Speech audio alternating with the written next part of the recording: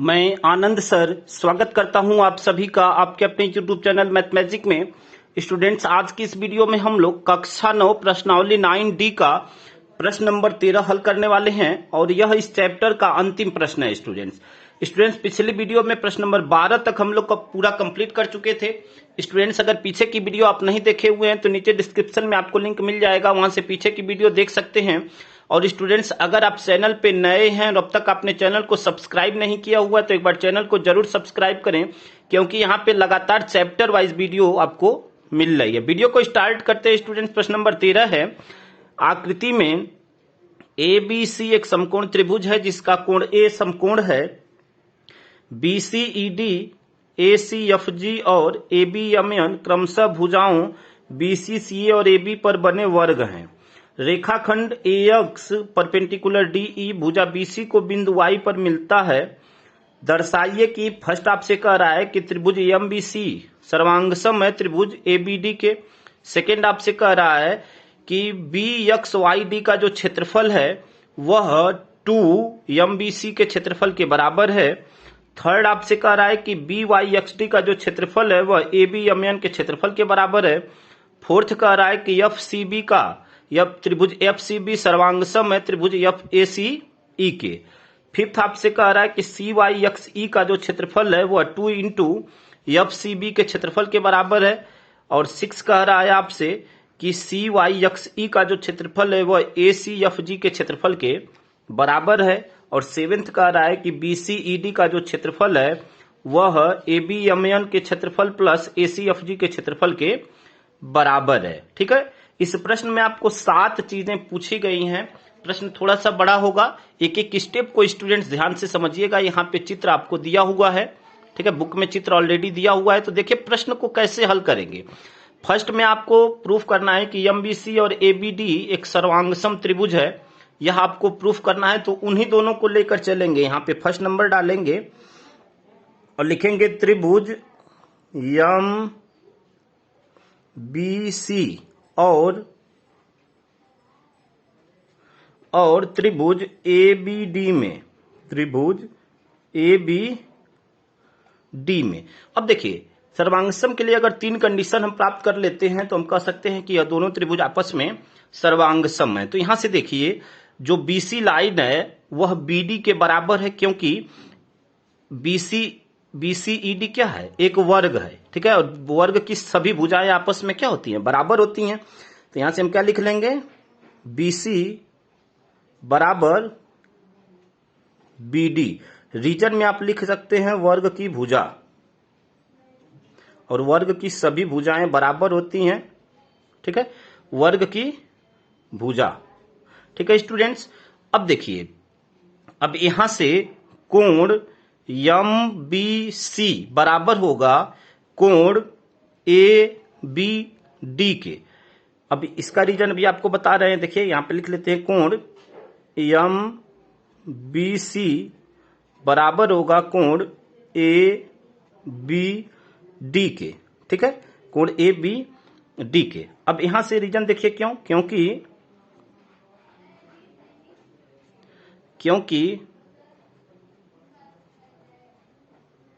प्रत्येक 90 अंश प्लस कोण ABC के बराबर है, कोण ABC के बराबर है, इसलिए MBC और ABD क्या है, यह दोनों आपस में बराबर है। उम्मीद करते हैं स्टूडेंट्स कि यहां तक आप अच्छी तरह समझ गए होंगे। अब देखिए यहां से जो है MB है वह AB के बराबर होगा, क्योंकि यहां से देखिए ABMN एक चतुर्भुज का निर्माण हो रहा है और चतुर्भुज की सभी भुजाएं आपस में बराबर होती हैं। तो यहां से हम लिख सकते हैं कि MB बराबर AB। तो यहां पे लिखेंगे MB बराबर AB और यहां पे वर्ग की भुजा, रीजन में वर्ग की भुजा। ठीक है स्टूडेंट्स, अब यहाँ पे 3 जब कंडीशन हमें प्राप्त हो गई तो हम कह सकते हैं कि यह दोनों त्रिभुज आपस में क्या है, सर्वांगसम है। यानी त्रिभुज MBC सर्वांगसम होगा त्रिभुज ABD के, त्रिभुज ABD डी के, ठीक है। और कौन से नियम से? तो यहाँ पे दो साइडें और एक कोण है, यानी साइड एंगल साइड सर्वांग समता नियम से यह दोनों क्या है? सर्वांग सम है। और फर्स्ट वाले में आपको यही प्रूफ करना था, तो यहाँ पे लिख देंगे स्टूडेंट्स प्रूव्ड। उम्मीद करते हैं कि यहां तक आपको बिल्कुल अच्छी तरह समझ में आ गया होगा। अब देखिए सेकेंड को हल करते हैं। सेकेंड में आपको प्रूफ करना है स्टूडेंट्स कि बी एक्स वाई डी का जो क्षेत्रफल है वह 2 इंटू एमबीसी के क्षेत्रफल के बराबर है। तो अब देखिए यहाँ पे देखिए त्रिभुज ए बी डी और वर्ग बी वाई एक्स डी, यह एक ही आधार बीडी और एक ही समांतर रेखा बीडी और AX के बीच स्थित हैं। तो अब यहां से जो ABD का जो क्षेत्रफल होगा वह BYXD के क्षेत्रफल का क्या होगा? आधा होगा।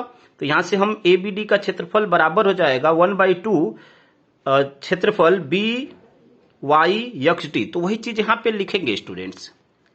तो देखिए क्या लिखा स्टूडेंट्स, अब त्रिभुज ABD और वर्ग BYXD एक ही आधार BD और एक ही समांतर रेखाओं BD और AX के बीच स्थित हैं। अतः एरिया ABD बराबर 1/2 एरिया BYXD। जो चीजें आपको हमने पहले बताया वो यहाँ पे लिख दिया। अब देखिए भाग 1 में हमने प्रूफ किया हुआ था कि त्रिभुज MBC का जो क्षेत्रफल है वह ABD के क्षेत्रफल के बराबर है। फर्स्ट पार्ट में हमने प्रूफ किया हुआ था अभी ऊपर, यहाँ पे देखिए, ठीक है। तो हमने यहाँ पे दिखा भी दिया कि भाग 1 से यह चीज प्रूफ किए हुए हैं। और स्टूडेंट्स जब दो त्रिभुज आपस में सर्वांगसम होते हैं तो उनके क्षेत्रफल भी आपस में बराबर होते हैं। तो जब यहाँ पे यह दोनों सर्वांगसम हो गए तो उसी बेसिस पे हमने यहाँ पे लिख दिया कि त्रिभुज एमबीसी का जो क्षेत्रफल है वह त्रिभुज एबीडी के क्षेत्रफल के बराबर है। उम्मीद करते हैं कि यह लाइन आप समझ गए होंगे। अब देखिए आपको क्या करना है स्टूडेंट्स। अब यहाँ पे क्या है, एबीडी आया हुआ है और यहाँ पे जो एबीडी है, ठीक है, एबीडी का जो क्षेत्रफल है वह एमबीसी के क्षेत्रफल के बराबर है। तो अब यहाँ पे एबीडी के स्थान पे हम क्या रख सकते हैं? एबीडी के स्थान पे हम यहाँ पे एमबीसी रख सकते हैं इस समीकरण में, ठीक है ना। इस समीकरण में यहाँ पे हम एमबीसी रख सकते हैं एबीडी के स्थान पे। तो वही चीज अब यहाँ पे रखेंगे तो यह क्या हो जाएगा, एरिया एमबीसी। देखिए एबीडी और एमबीसी बराबर है तो यहाँ पे एबीडी के स्थान पे एमबीसी रख रहे हैं। त्रिभुज एमबीसी बराबर 1/2 एरिया BYXD, ठीक है। यहां से जो है स्टूडेंट तिरछा मल्टीप्लाई तिरछा गुणा करेंगे तो देखिए तिरछा गुणा करेंगे तो टू कहां चला जाएगा, इसके साथ चला जाएगा। और जो हमें प्रूफ करना है, देखिए जब दोनों टर्म आपस में बराबर हैं तो हम किसी को भी पहले और किसी को भी बाद में लिख सकते हैं। तो जहां हमें प्रूफ करना है जो चीजें, उसमें यह वाला भाग पहले लिखा हुआ तो इसको इधर लिख देते हैं। यानी आपका क्या हो जाएगा, एरिया BYXD बराबर 2 का गुणा हो जाएगा, इसमें तिरछा गुणा होगा तो 2 इधर चला आएगा। 2 एरिया त्रिभुज MBC और यही आपको प्रूफ करना था तो यहां पे लिख देंगे प्रूव्ड। उम्मीद करते हैं स्टूडेंट्स कि यहां तक आप बिल्कुल अच्छी तरह समझ गए होंगे। अब देखिए अगले पार्ट को हल करते हैं। पार्ट थर्ड है आपका, यहाँ पे थर्ड नंबर डाल लेंगे। सेकेंड तक आपका कंप्लीट हो गया। अब देखिए पार्ट थर्ड में एक बार चित्र को देखिए। यहाँ पे त्रिभुज MBC और वर्ग ABMN, ठीक है, यह एक ही आधार MB और एक ही समांतर रेखा MB और NA के बीच स्थित है। तो यहां से जो है जो MBC का जो क्षेत्रफल होगा वह ABMN के क्षेत्रफल का क्या होगा, आधा होगा। यानी MBC का क्षेत्रफल बराबर 1/2 क्षेत्रफल ABMN, ठीक है। यही चीज यहां पे लिखेंगे स्टूडेंट थर्ड वाले में। तो देखिए क्या लिखा है स्टूडेंट्स, अब त्रिभुज MBC और वर्ग ABMN एक ही आधार MB और एक ही समांतर रेखाओं MB तथा NA के बीच स्थित हैं। अतः MBC का जो क्षेत्रफल है वह 1/2 ABMN के क्षेत्रफल के बराबर हो गया। यहाँ पे स्टूडेंट्स इसको समीकरण फर्स्ट बना लेंगे और इसको समीकरण सेकेंड बना लेंगे। अब देखिए समीकरण 1 तथा 2 से यहाँ पे लिखेंगे समीकरण 1 तथा 2 से। अब देखिए दोनों समीकरण का जो लेफ्ट हैंड साइड है, देखिए लेफ्ट वाले भाग में यहाँ पे त्रिभुज एमबीसी का क्षेत्रफल, यहाँ भी त्रिभुज एमबीसी का क्षेत्रफल। तो जब किसी त्रिभुज का एक भाग, मतलब जब किसी भी समीकरण का जब एक भाग बराबर होता है तो दोनों भाग आपस में बराबर हो जाते हैं। तो यहां से हम लिख सकते हैं कि 1/2 एरिया, देखिए क्या लिखेंगे, 1/2 area B X Y D या बी वाई एक्स डी, बात एक ही है, ठीक है, बराबर उसके बाद क्या हो जाएगा 1/2 area A B M N. ठीक है स्टूडेंट्स, यहां से देखिए 1/2 से 1/2 क्या हो जाएगा, कट जाएगा। अब बचेगा क्या आपका, यहां से बचेगा आपका area B Y X D बराबर area A B M N. ठीक है, और थर्ड वाले में यही आपको प्रूफ करना है, तो यहां पे लिख देंगे प्रूव्ड। ठीक है स्टूडेंट्स, उम्मीद करते हैं कि यहां तक आपको बिल्कुल अच्छी तरह समझ में आ गया होगा स्टूडेंट्स। अब देखिए चौथे पार्ट को हल करेंगे अगले पेज पे। चौथे वाले भाग में स्टूडेंट्स आपको यह सिद्ध करना है कि एफ सी बी का जो क्षेत्रफल है वह एफ सी बी, जो त्रिभुज एफ सी बी है वह त्रिभुज ए सी ई से सर्वांगसम है। ठीक है ना, दोनों त्रिभुज सर्वांगसम सिद्ध करना है, क्षेत्रफल बराबर नहीं दिखाना है आपको। तो यहां से इन्हीं दोनों त्रिभुजों को लेकर चलेंगे जिसको सर्वांगसम प्रूफ करना है। तो अब यहां से लिखेंगे, अब त्रिभुज एफ सी बी तथा त्रिभुज ए सी ई में, ठीक है, इन्हीं दोनों को सर्वांगसम प्रूफ करना है। तो देखिए इन दोनों त्रिभुजों में सी बी बराबर हो जाएगा सीई, क्योंकि यह वर्ग बी सी ई डी की भुजा है। ठीक है, तो यहां पे लिख देंगे वर्ग बी सी ई डी की भुजा, और वर्ग की सभी भुजाएं आपस में क्या होती हैं स्टूडेंट्स, बराबर होती हैं। अब देखिए यहां से जो कोण एफ सी बी है, कोण ए सी ई के बराबर है। ठीक है, यह क्यों है, क्योंकि यहां से देखिए रीजन में, क्योंकि प्रत्येक जो कोण होता है, प्रत्येक कोण 90 अंश प्लस कोण बी सी ए के बराबर है। ठीक है, यहां दो कंडीशन हो गया। तीसरा कंडीशन देखिए, जो एफ सी है, जो एफ सी लाइन है वह ए सी के बराबर है, क्योंकि यह भी वर्ग ए सी एफ जी की भुजा है। तो यहां से लिखेंगे वर्ग ए सी एफ जी की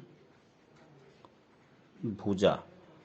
ठीक है स्टूडेंट, और वर्ग की सभी भुजाएं बराबर होती हैं। तो यहाँ पे जब तीन कंडीशन हमें प्राप्त हो गया तो हम यहां से लिख सकते हैं कि ये दोनों त्रिभुज आपस में क्या हो जाएंगे, सर्वांगसम हो जाएंगे। तो यहां से हम लिख सकते हैं कि त्रिभुज एफ सी बी सर्वांगसम होगा त्रिभुज ए सी ई के। ठीक है, और फोर्थ वाले में हमें यही प्रूफ करना था। ठीक है ना, तो यहां से अब कौन से प्रॉपर्टी से, तो यहाँ पे दो भुजा और एक कोण है, तो यहाँ पे साइड सर्वांगसमता नियम से यह क्या हो जाएगा, सर्वांगसम होगा, और यहां पे लिख देंगे स्टूडेंट्स प्रूव्ड। ठीक है, उम्मीद करते हैं कि यहां तक आपको बिल्कुल अच्छी तरह स्टूडेंट्स समझ में आ गया होगा। अब देखिए अगले पार्ट को हल करेंगे, पार्ट नंबर 5 है आपका 5। ठीक है, अब 5 वाले में आपको क्या हल करना है यह देख लेते हैं। 5 वाले में स्टूडेंट्स आपको हल करना है कि एरिया सी वाई एक्स ई जो है वह 2 एरिया एफ सी बी के बराबर है। तो अब देखिए यहाँ पे एक बार चित्र में देख लेते हैं, यहाँ पे एक बार चित्र में देखते हैं स्टूडेंट। अब देखिए यहाँ पे त्रिभुज ए सी ई, ठीक है, त्रिभुज ए सी ई और वर्ग सी वाई एक्स ई, यह एक ही आधार सीई और एक ही समांतर रेखा सीई और ए एक्स के बीच स्थित हैं। तो यहां से ए सी ई का जो क्षेत्रफल होगा वह सी वाई एक्स ई के क्षेत्रफल का आधा होगा, यानी ए सी ई का क्षेत्रफल बराबर 1/2 सी वाई एक्स ई का क्षेत्रफल। तो वही चीज यहां पे लिखेंगे स्टूडेंट्स।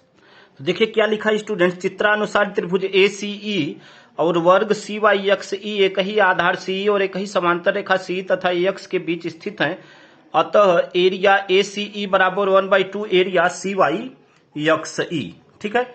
अब देखिए भाग 4 में हमने क्या प्रूफ किया हुआ है कि त्रिभुज FCB का जो क्षेत्रफल है त्रिभुज ACE के बराबर है। ठीक है, क्षेत्रफल नहीं, दोनों त्रिभुज सर्वांगसम है। तो जब दो त्रिभुज आपस में सर्वांगसम होते हैं तो उनके क्षेत्रफल भी आपस में बराबर होते हैं। यानी यहां से क्या हो जाएगा, यहां से हम ये अभी लिख सकते हैं, देखिए यहां से एक लाइन चाहें तो यहां लिख सकते हैं कि क्षेत्रफल त्रिभुज FCB बराबर क्षेत्रफल त्रिभुज ACE।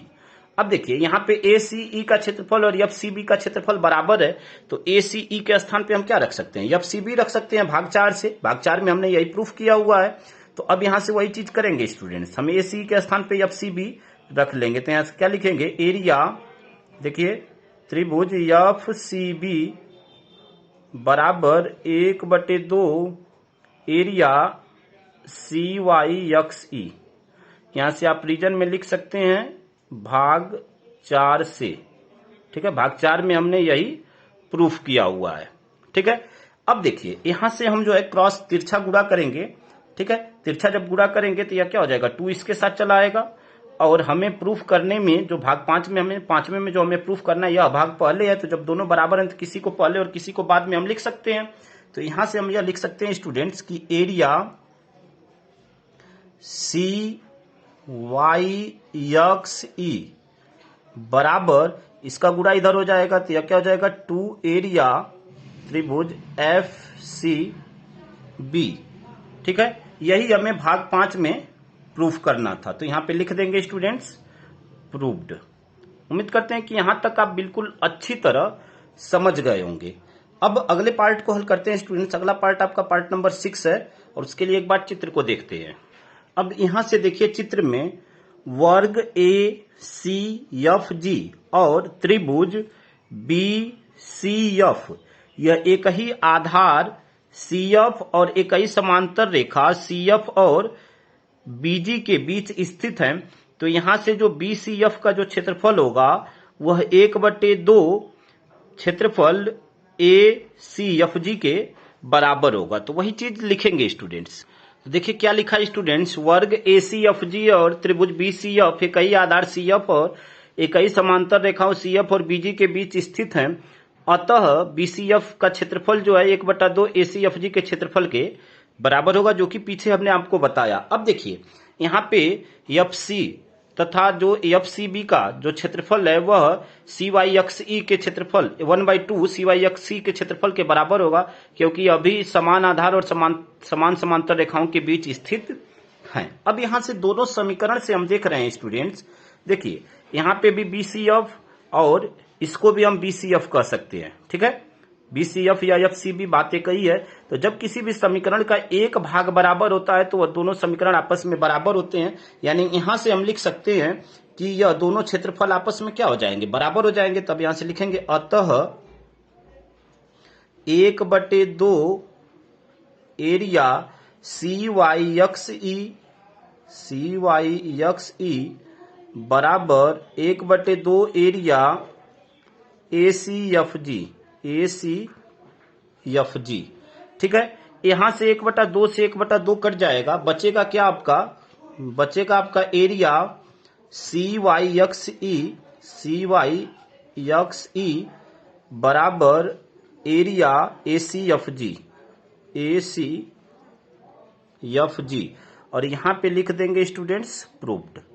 यही आपको भाग 6 में आपको प्रूफ करना था। ठीक है, अब भाग 7 देखते हैं स्टूडेंट्स। भाग 7 देखते हैं। भाग 7 में आपको यह दिखाना है कि यहाँ पे BCED का जो क्षेत्रफल है वह ABMN प्लस ACFG के क्षेत्रफल के बराबर है। तो अब यहां से देखिए, यहां से लिखेंगे, देखिए एरिया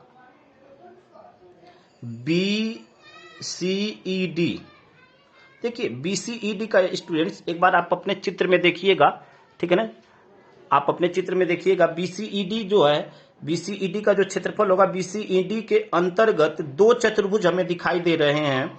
एक तो चतुर्भुज बन रहा है BYXD, तो हम लिखेंगे अब बी वाई एक्स डी का क्षेत्रफल, और उसी के अंतर्गत एक चतुर्भुज और हमें दिखाई दे रहा है जो कि सी वाई एक्स ई है। तो जो बीसीईडी का जो क्षेत्रफल होगा वह B Y X D plus C Y X E के क्षेत्रफल के बराबर होगा। तो आप लिखेंगे सी वाई एक्स ई का क्षेत्रफल। ठीक है, अब देखिए मतलब यह जो है इसका जो क्षेत्रफल इन दोनों के सम के बराबर है। अब देखिए यहां से, अब यहां से लिखेंगे एरिया बीसीईडी बराबर, अब देखिए यहां पे भाग 3 और भाग 6 में, ठीक है, भाग 6 में हमने क्या प्रूफ किया, सी वाई एक्स ई बराबर ए सी एफ जी। तो यहां पे सी वाई एक्स ई के स्थान पे हम ए सी एफ जी लिखेंगे। और भाग 3 में हमने प्रूफ किया है, भाग 3 में हमने बी वाई एक्स डी के स्थान पे A B M N proof किया हुआ है। ठीक है, तो यहाँ पे बी वाई एक्स डी के स्थान पे हम क्या लिख देंगे, आप अपने भाग 3 में देख सकते हैं, यहां लिख देंगे area A B M N, और यहां पे सी वाई एक्स के स्थान पे ए सी एफ जी, तो यहां लिख देंगे एरिया ए सी एफ जी। यहां रीजन में आप लिख सकते हैं भाग 3 तथा 6 से, भाग 3 तथा 6 से, और यही आपको प्रूफ करना था स्टूडेंट्स। भाग 7 में आपको यही प्रूफ करना था, तो यहां पे लिख देंगे प्रूव्ड। तो उम्मीद करते हैं स्टूडेंट्स की प्रत्येक स्टेप आपको बहुत अच्छी तरह समझ में आया होगा। प्रश्न थोड़ा सा बड़ा था और वीडियो भी आपकी, एक ही प्रश्न की वीडियो आपकी लगभग 21 मिनट से ऊपर की हो गई। तो उम्मीद करते हैं स्टूडेंट्स की प्रत्येक स्टेप आप अच्छी तरह समझ गए होंगे। स्टूडेंट्स अगर वीडियो आपको अच्छा लगा हो तो वीडियो को लाइक करिए और कमेंट करके जरूर आप बताइए। अगर कोई कमी है तब भी आप बता सकते हैं, अच्छा लगे तब भी आप कमेंट करके बताइए कि वीडियो आपको कैसा लगा, और अपने दोस्तों तक अधिक से अधिक मात्रा में शेयर करिए। धन्यवाद स्टूडेंट्स, जय हिंद, जय भारत।